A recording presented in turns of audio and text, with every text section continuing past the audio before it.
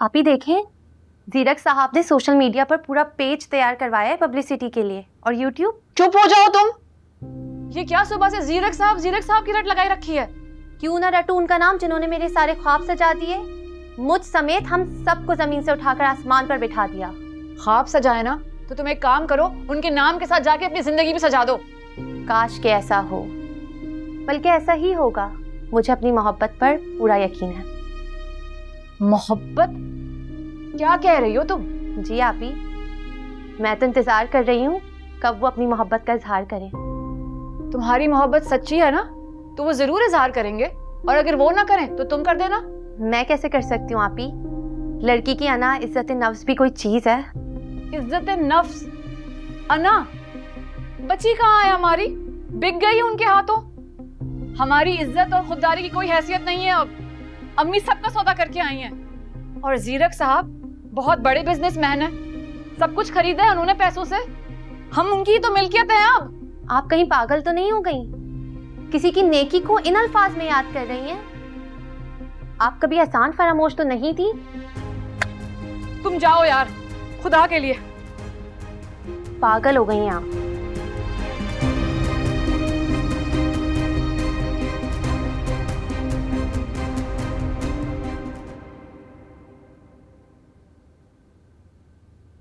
ऐसे क्या देख रहे हो? हटो। रजिया, बहुत हसीन लग रही हो तुम इस वक्त। अच्छा बस रहने दो। तुमने तो सारी जिंदगी एक लिपस्टिक नहीं लेके दी। अब देख लो कि जितना लगा है सारा ब्रांडेड है। ब्रांडेड क्या है? ब्रांडेड। ये क्या होता है? सारी जिंदगी तुम तो सिर्फ सिगरेट फूकते रहे हो, किसी चीज का तुम्हें कुछ नहीं पता। सफिया, अरे सफिया कहाँ मर गई हो? सफिया, इससे मैं बहुत तंग हूँ। सफिया। जी जी बेगम साहिबा। कहाँ मर गई थी? हैं सुनो, साहब के लिए एक गिलास फटाफट फ्रेश जूस बना के लेके आओ, और कुछ ड्राई फ्रूट बादाम पिस्ता प्लेट में डाल के किचन से लेके आओ, और वो ताजा वाला फ्रूट जो रखा हुआ है ना, फ्रेश वाला, वो भी लेके आओ। जाओ, अरे जाओ। ठीक है, तो कैसा सर झटक के गई है? इसके भी बहुत नखरे हो गए हैं भाई। अरे जाने दो उसे।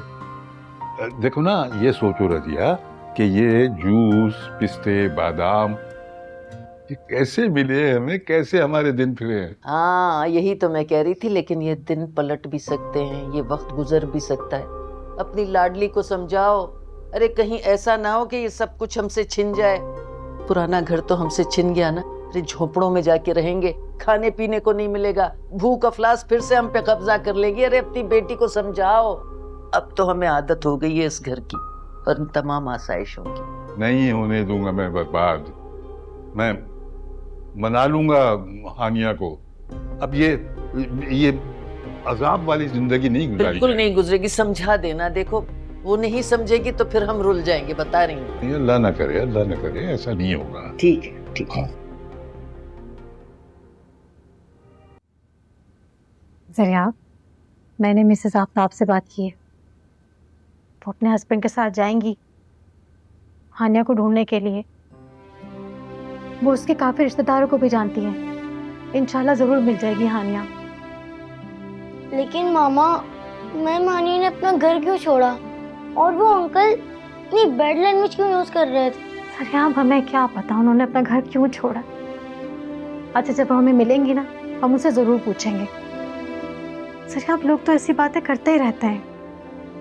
मामा एक आइडिया, हम मैम हानिया को अपने घर में रख लेंगे, फिर वो कहीं नहीं जाएंगी। गुड आइडिया, लेकिन पहले आपको कुछ खाना होगा। नहीं मामा, जब तक मैम हानिया नहीं मिल जाती मैं कुछ नहीं खाऊंगा। सयाब प्लीज, आपने कल से कुछ नहीं खाया है।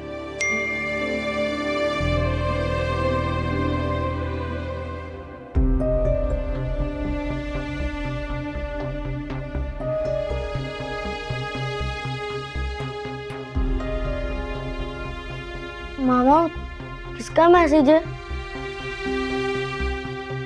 तुम्हारे बाबा का है। वो तुम्हें लेने के लिए आ रहे हैं। वो कह रहे हैं कि तुम उनके साथ हानियों को भी ढूंढ लोगे ना। क्या मैं बाबा के साथ रहूंगा? सर आप मजबूरी है ना।